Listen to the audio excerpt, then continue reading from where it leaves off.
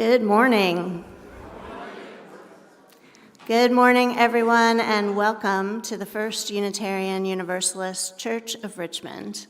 My name is Sharon Amos. I use she, her pronouns, and I'm honored to serve on this congregation's board of directors. Your presence here with us this morning is what makes this a sacred space and a sacred place, and this time a sacred time. We are a community of people united by a shared mission and a shared covenant who come together to deepen our practice of our Unitarian Universalist principles and values and to put them in action together.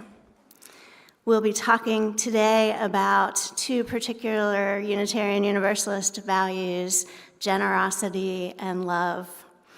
And I invite you after the service to join us for a celebration in the President's Hall, down the hall, a celebration of generosity and the kickoff of our generosity campaign.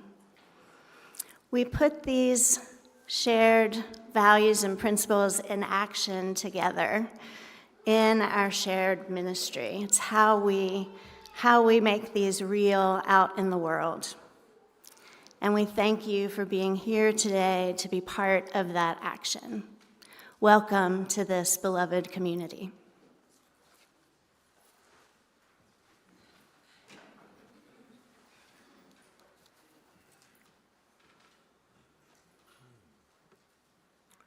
Good morning.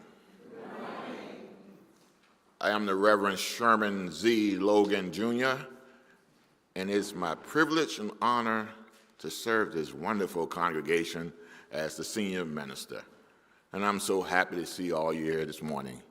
And we had sunshine earlier. It looked like an overcast now, but anyway, your bright, shining faces bring sunshine into the building.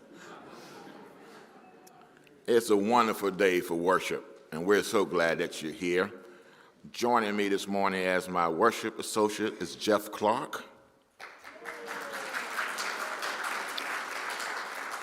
Our song leaders, Barry and Hyatt. And our partners in ministry, the Reverend D.K. Logan and New Beginning.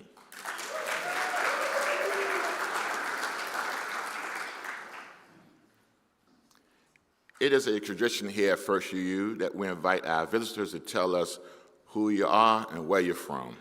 So if you are visiting with us this morning, and as you are comfortable, please raise your hand. The minister of the mic, Jamie, will come to you, and you'll tell us who you are and where you're from. And I knew we have some visitors here today because I saw you out in the hall. Good morning. My name is Martha Demers, and I'm from New Hampshire, visiting my sister-in-law, Linda. I'm Peter's sister. Oh, wow. So I'm happy to be here. Glad to have you. Thank Welcome. you.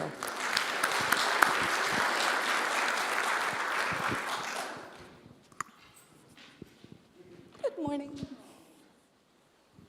Good morning. We are the Delgados. I'm Kristen, and I'm here with my husband, Andy, and my son, Oscar. We came 2 weeks ago to the 9 o'clock service, and everyone told us, you got to come back to the 11 o'clock. So, we're here. We moved here from Texas this past summer, and we're really excited to meet some people. I'm originally from Hawaii, which is where we moved. Before Texas, we were there for 15 years. We had 3 kids, raised our kids there. My husband's originally from Uruguay, so we're happy to be in Richmond and happy to meet some new people. So thank you for having us. Welcome. We're glad you're here.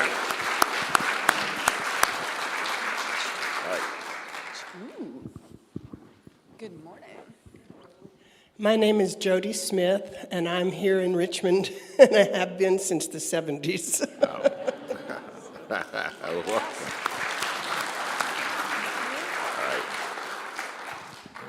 Takers, yeah. Good morning. Good morning. I'm Amy Avalon, and it's my husband, Richard Ward. We're newish to Richmond a few years ago. From Lexington, Massachusetts, where we were at the UU First Parish. So we're excited to meet y'all and and get to know this Welcome. community. Welcome. Thank you.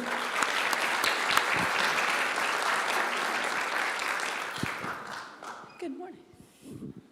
Good morning. My name is B.B. Gall, and I've been in Richmond a very long time, and I've thought I might visit this church for about 35 years. Oh, wow. This is my first time. What took you so long? Hey, what's up? Think we're good. Yeah, okay. Good to meet all y'all. Yes. Well, we're so glad that you're here, and we're grateful for your presence. Now, as you are comfortable, please rise to greet our neighbors and welcome our visitors.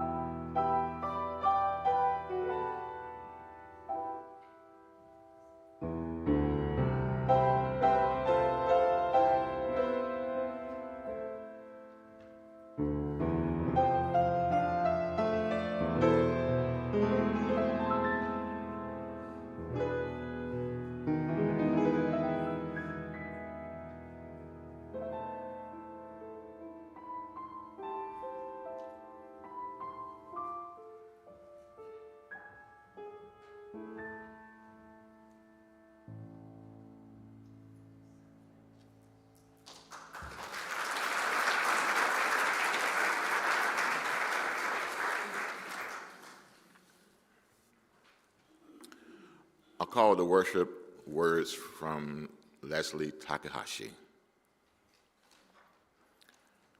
To worship means to consider that which has worth. Today, we consider with gratitude the many gifts of this community, the opportunity to be affirmed in who we are and to offer that affirmation to others, the chance to stand up together to help remake the world in the ideal of justice, the freedom to choose one's own path to truth and to learn from the travelogues of others. The space to expand one's own spirit and to reconnect after their busy or humdrum weeks with sustaining truths of one's life. Regular reminders that we must see the world through the lens of love and the aspiration to consider life as precious, for if all of it is made of stardust, how can it not be wondrous?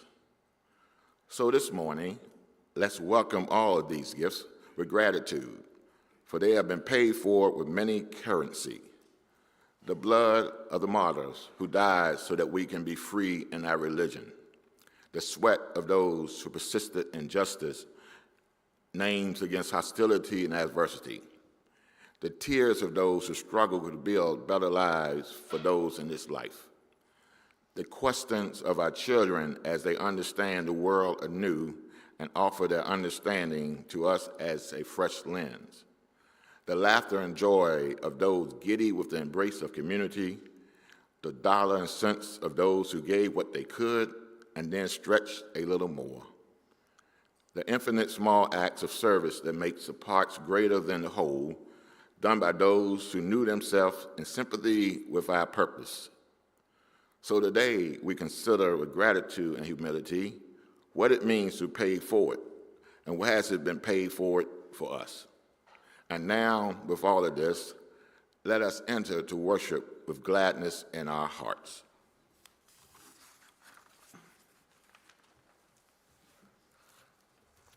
Our chalice lighting this morning are the words of Katie Sivani Gelfand. It's called The Abundance of Our Lives Together. We light our chalice as a symbol of gratitude as we celebrate the abundance of our lives together. In this sanctuary, we harvest bushels of strength for one another and offer our crop with the hands of compassion and generosity. In the authentic and gentle manner of our connections, we cultivate a simple sweetness to brighten our spirits. May we be grateful for the ways we nourish and uplift each other, for it is the sharing of this hallowed time together that sustains us. If you'll now stand in body or spirit as we sing together our first hymn, number 121, We Will Build a Land.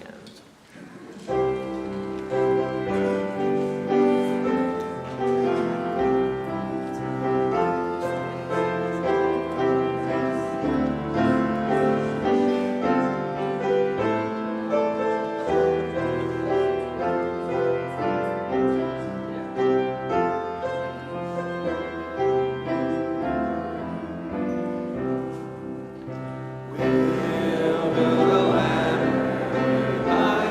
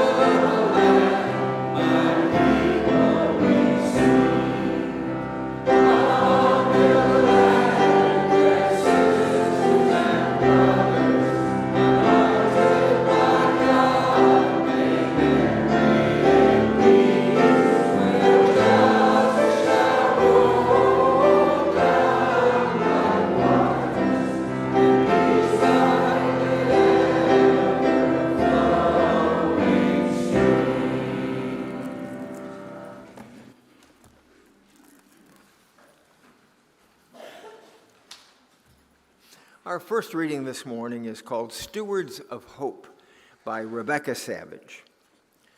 I'm delighted by how Spirit moves through our spiritual communities. A few summers ago, a member of our congregation drafted architectural plans for a little free library. The brilliance of the design is that there are doors on two sides of the library. One side is for adults, and one side is for children's books. With the help of many volunteers, including the congregation's youth, 2 little free libraries were built and installed, one near a main entrance and one near a walking trail at the edge of the property. They've been chugging along by themselves. People keep them stocked and utilized. These libraries are a beautiful, self-sustaining phenomenon, a gift to the community. And then Spirit moved again, and a generous congregant asked to be a steward of the little free libraries. He realized that with a little love and regular attention, the little free library could be even better, and was moved towards deeper ownership. I love this. This is the beauty and sparkle of spiritual communities. We dance together in the gentle unfolding of how we strive to be together. Needs arise, and beloveds appear to ask, how can I help? There's no fixed timeline, just the spiritual practices of generosity and stewardship. As a religious leader, I am also a steward of hope. So often we can slip easily into conversations and endless news cycles that focus on dire calamity, and we feel overwhelmed, crushed, and dispirited. Yes, there is much wrong with our world, and so much has already been lost. The yes and endures. We do have time to make changes today. We do have time to practice courageous love today. We do have time to revolutionize how we live out our faith today. This is how I serve as a steward of hope, by remembering and reminding others with a wink and a smile that today can be for the good, one breath at a time, one act of love and forgiveness at a time, one act of defiance and change at a time. The prayer of my heart is that hope gives rise to insight, which gives rise to action for the good of us all. While I'm here, I get to talk about this month's Share the Plate recipient, and they are the Bobcat Sports League and Youth Development. It was founded in the spring of 2007 in South Richmond. They serve children from 4 to 14 years of age, attending public schools and from some homeschooling programs. They are a 501(c) volunteer organization, and this is officially their 18th year. The league started as a soccer team as to offer children something positive to do after school hours. They started with 9 children, hardly a team at all.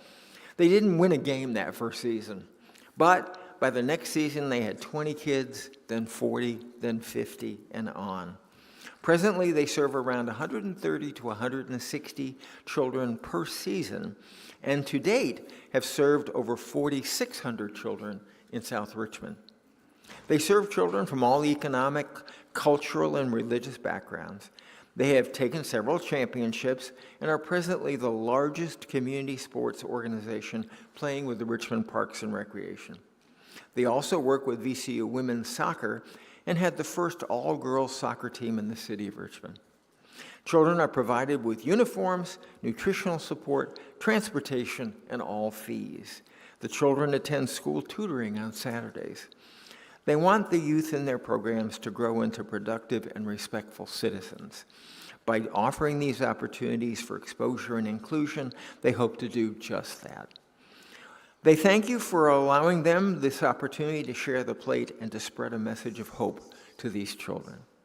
So now the offering will be taken and gratefully received.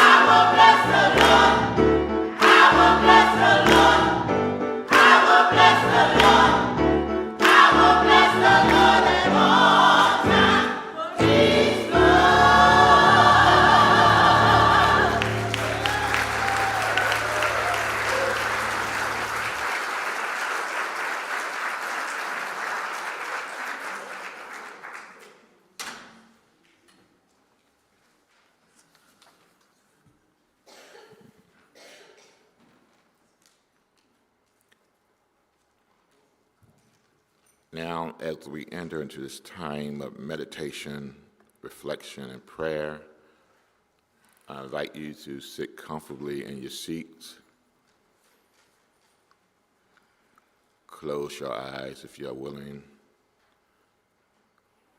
Take a deep breath in and exhale. In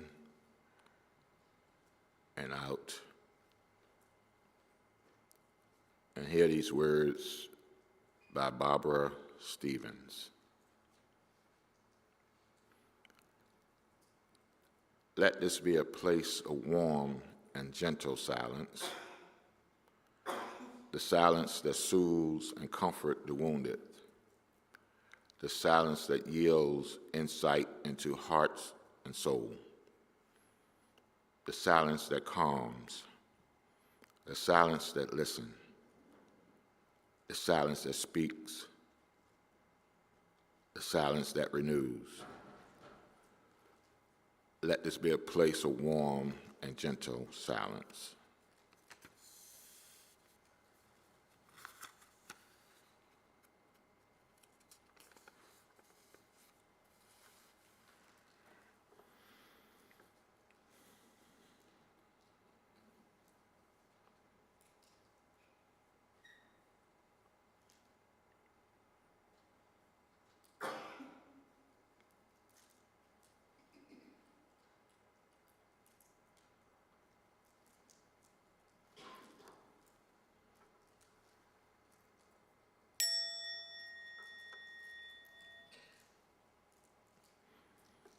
Spirit of life and love, ultimate mysteries known by many names and no names. In the midst of turmoil and strife across this globe, we humbly come before you seeking your divine guidance. We lift up our voices in prayer for peace to reign in every corner of the earth. We pray for an end to senseless violence and conflicts around the world, especially in regions like Gaza, Ukraine, and Haiti, and wherever else innocent lives are lost. May your compassion and mercy touch the hearts of those involved, leading them to seek peaceful resolution and reconciliation. We pray for the release of all the hostages held unjustly, including those held by the terrorist group like Hamas. Grant them freedom and protection and comfort their families with your unfailing love. We also lift up our cities and all the communities plagued by gun violence. Heal the wounds of those affected, strengthen our resolve to address the root cause of such violence, and guide us towards pathways of peace and understanding. Above all, we pray for a future where conditions of possibilities for true and enduring peace abound. May your light shine upon us, illuminating the way towards harmony, unity, and justice for all. And in your infinite wisdom and grace, hear our prayers and grant us peace that surpasses all understanding. May this be so. Amen. Ashe.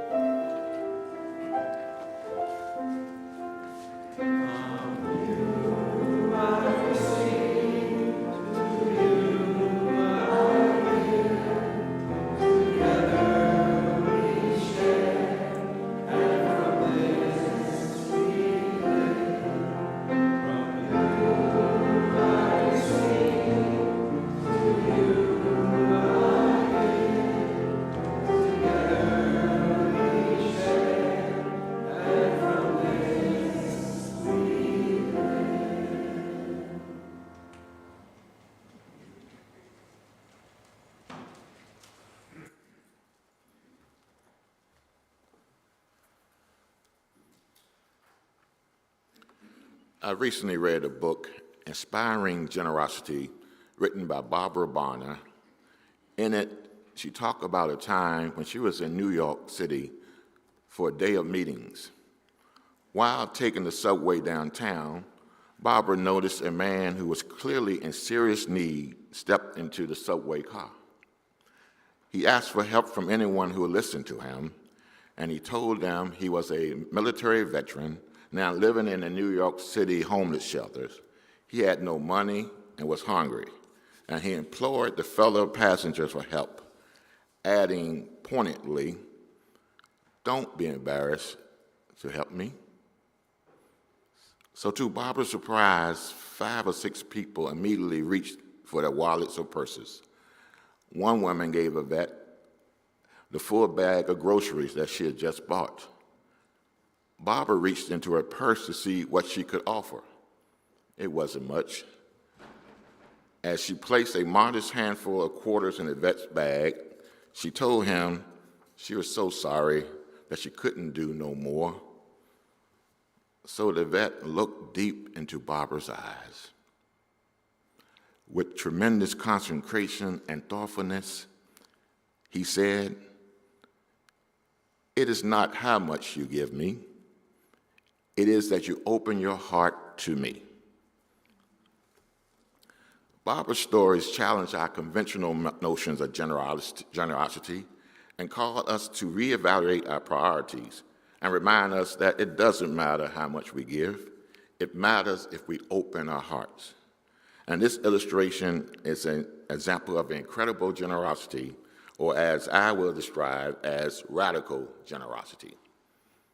You see, radical generosity is a powerful way of living that goes beyond the philanthropy or charity, and it requires open hearts and a willingness to give sacrificially, even when it seems daunting or impractical. And this way of life challenges us to move beyond our comfort zone, to stretch ourselves and our resources to serve others. And by trusting in the abundance of blessings surrounding us, we can create a culture of inclusivity and abundance, where everyone's needs are met, where everyone can feel seen, and everyone's voice is heard. And whether through financial contribution, volunteer services, or acts of kindness, radical generosity invites us to give from the depths of our hearts without expecting anything of return. And it means prioritizing the well-being of others and the needs of our community above our own. And when we give generously, we can reimagine what it means to give our time, talents, and treasure to our community or this congregation.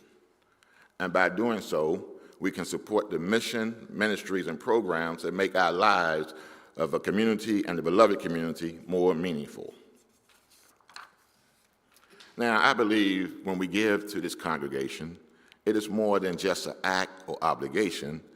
It is a compulsion of the heart. And we don't become generous by simply giving more, but by carrying more. Because, beloveds, generosity does not originate in our hands, but in our hearts. And here at First UU, we have always been called to be generous, even during the toughest times in the past few years. And it's truly inspiring to see how all of you have stepped up in incredible ways. And because of your unwavering commitment and contribution, the ministry and missions of First UU continue to thrive. We continue to offer a variety of compelling, thought-provoking, engaging worship service. And since 2020, we have welcomed over 100 new members to our congregation, with some joining our congregation without even stepping foot inside this building. There you go. We're able to honor and continue our UU rituals, such as children dedication, water and flower communion. Our small group ministry continue to meet without skipping a beat, and we continue to provide compassionate and loving pastoral care to those who need it. And our clarion voice of social justice was heard all around the greater Richmond area, and our justice work has positively impacted many of the siblings of our community. And while we weren't perfect, we didn't always get things right. Some things slipped through the cracks. Some folks lost a sense of community, and some folks even left the congregation. But we are still a resilient bunch. And despite all that we have gone through during the past 4 years, because of our love for this congregation and each other, and because of our love for this community, we stuck together.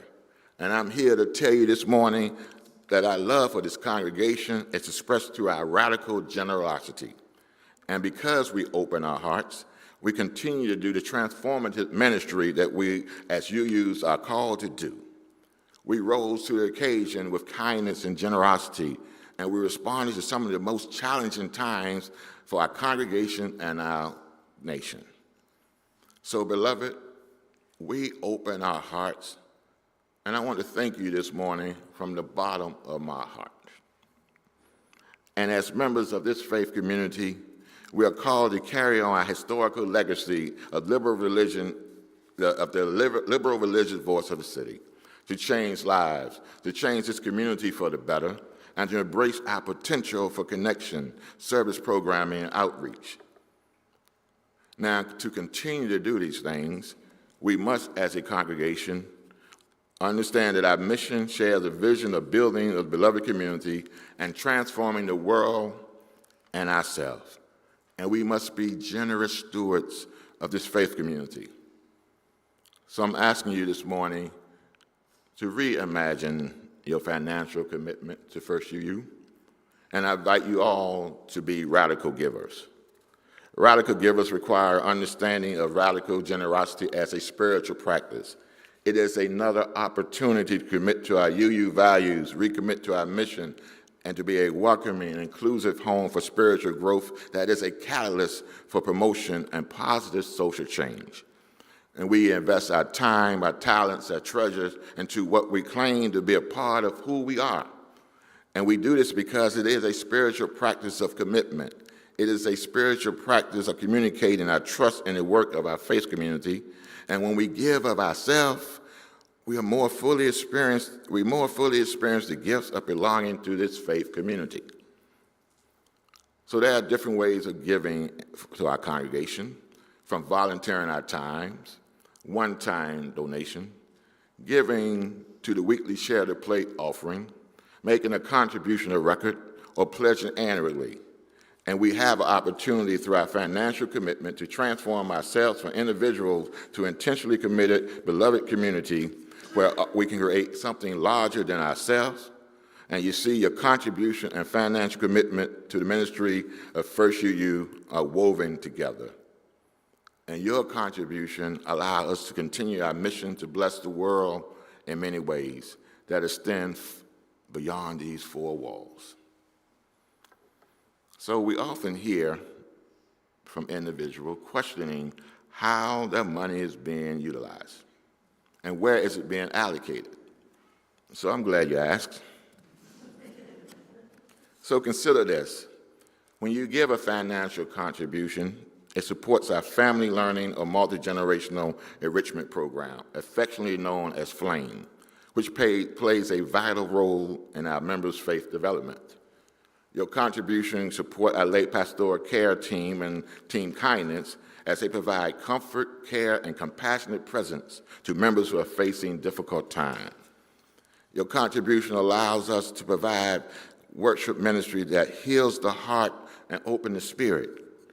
And your contributions support our social justice initiative and community organizing efforts such as RISK that can make an actual difference in the lives of our siblings throughout the greater Richmond area.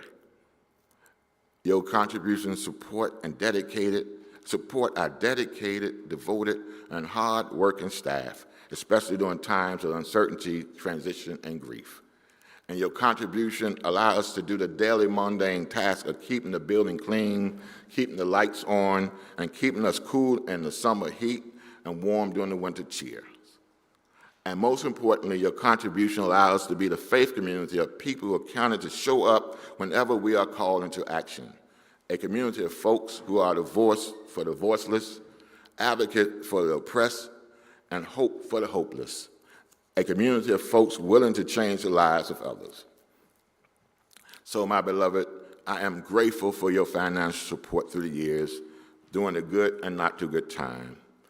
And during my 15-plus year here as serving this congregation, I've seen us become more generous in our contribution each year, especially during the past years where many congregations across religious and theological spectrum reduced their staff, eliminated program, in some cases laid off some of my colleagues.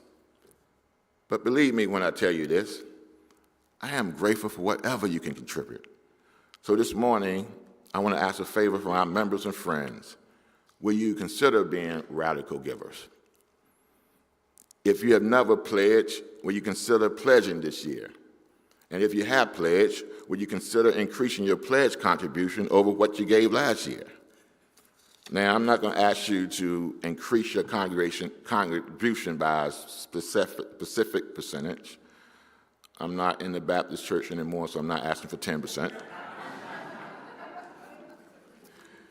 But I would ask you to consider what this faith community means to you and how these ministries transform our lives. So imagine the innovative ministry, enhanced worship service that we can offer, the social justice initiatives that will help the people across the city if we will only increase your pledge or contribution. Now, what you choose to give or what you choose to pledge is a personal choice. But if someone wants to stroke a large check this morning, I don't see any volunteers. I'd be glad to take it after service. But all joking aside, the amount of your contribution does not reflect your commitment to this congregation. So all I ask that you pledge and give what you are able.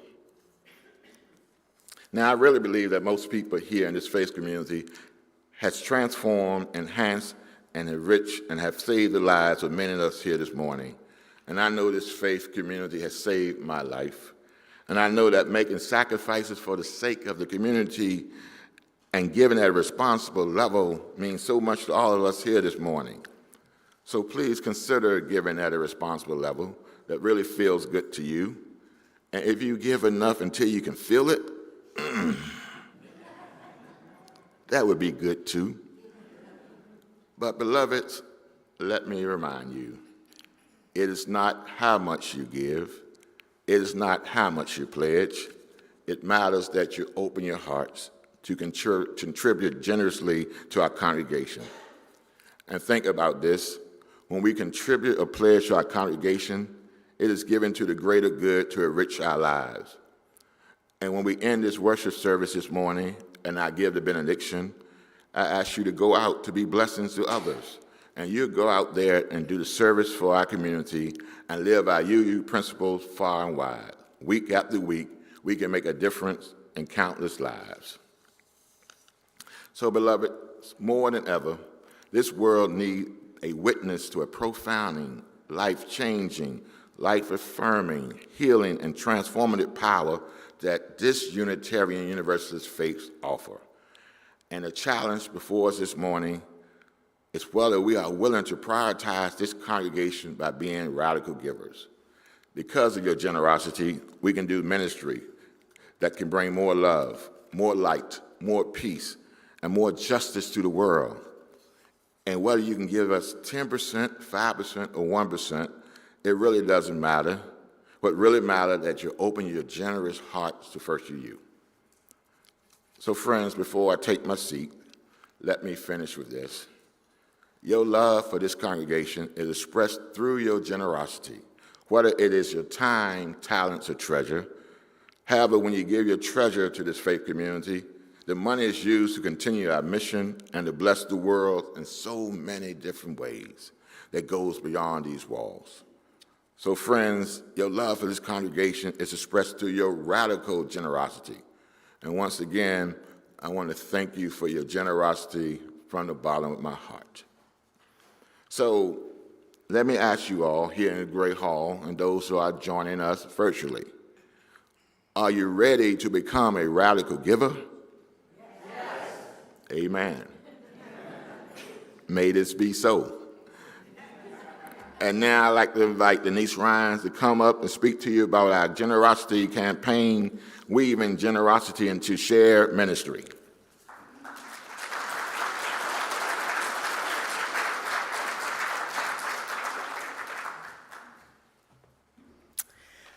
We, being the Generosity Committee and the leadership of this congregation, are thrilled to announce the kickoff of our giving campaign, Weaving Generosity into Shared Ministry. And we invite you, as Reverend Sherman said, to be part of this transformative journey. The journey will include year-round generosity of time, talent, and treasures. We're not going to ask you for money all year long unless we have to, but there are other ways to be generous as well.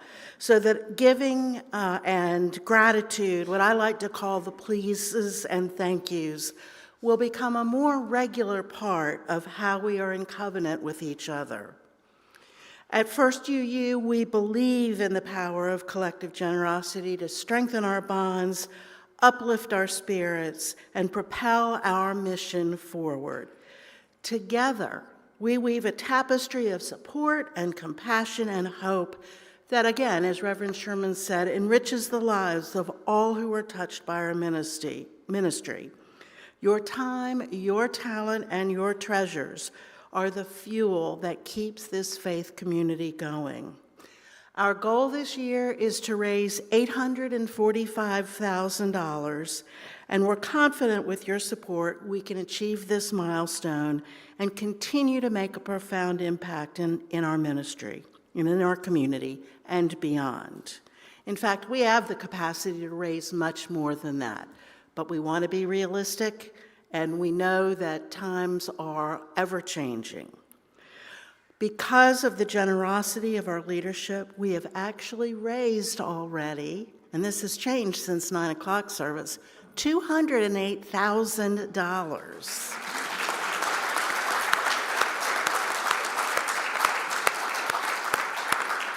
So we've got some folks who are out of the gate early helping us carry the banner and get where we need to be.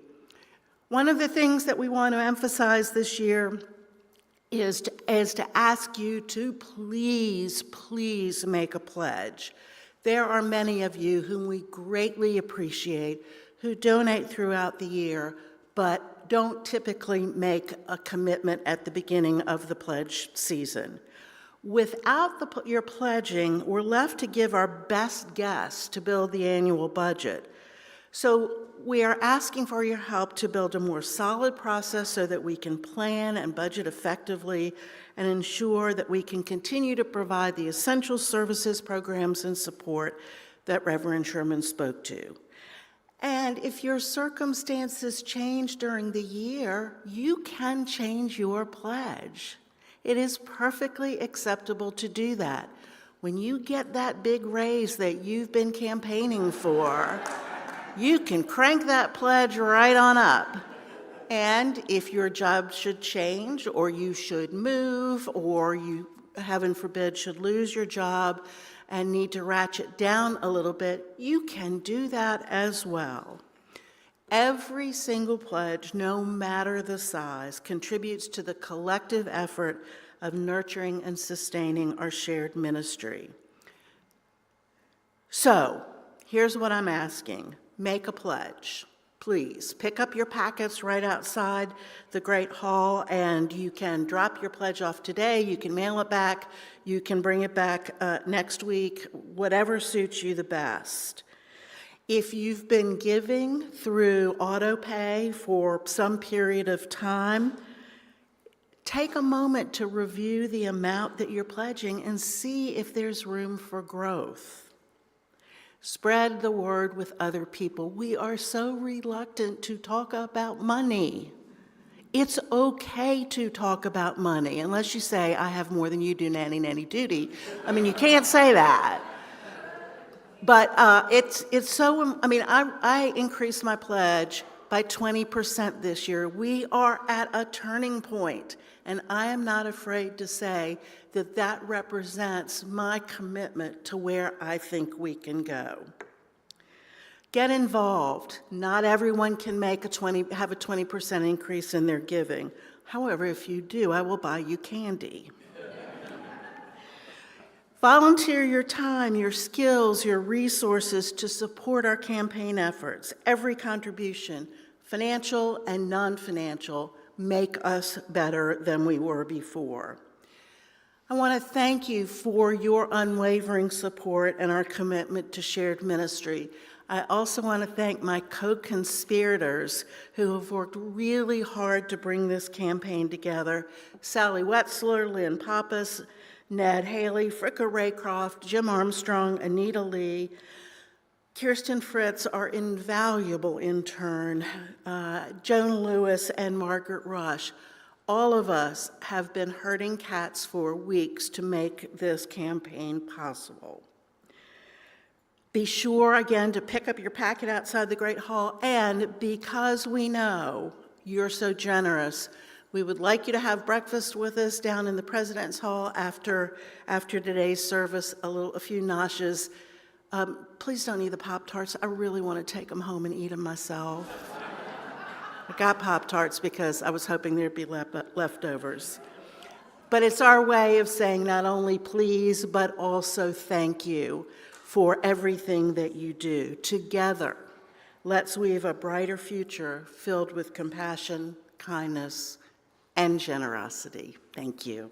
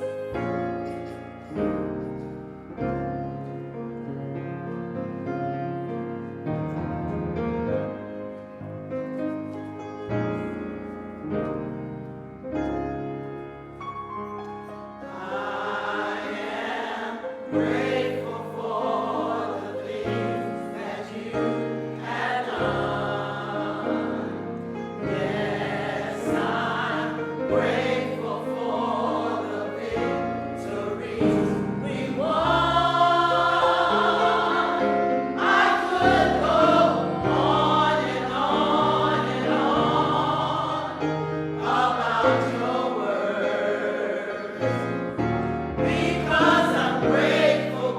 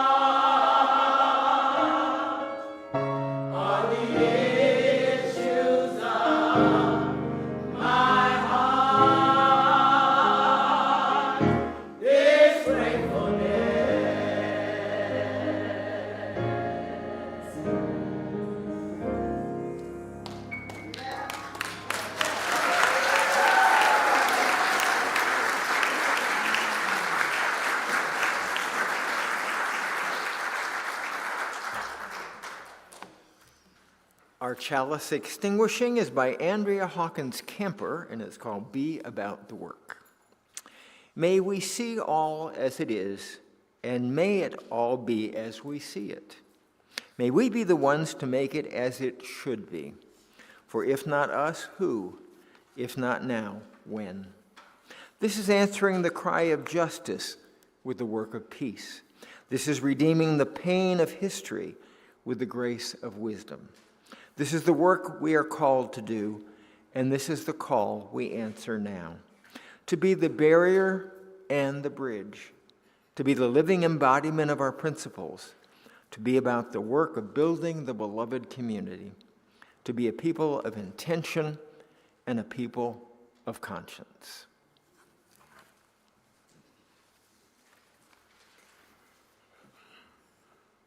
I'm so grateful for all of you, and I'm extremely blessed to have opportunity to serve in this congregation as the minister. So please rise and body our spirit, and as I give the benediction.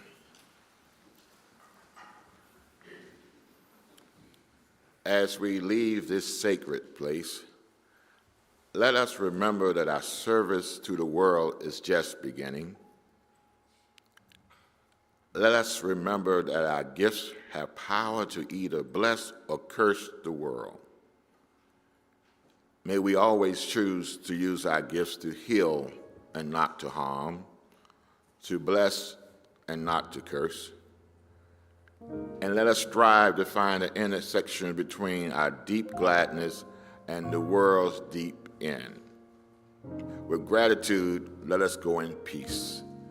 May this be so. Amen, Ashe. And join us now as we sing our closing hymn, I Need You to Survive.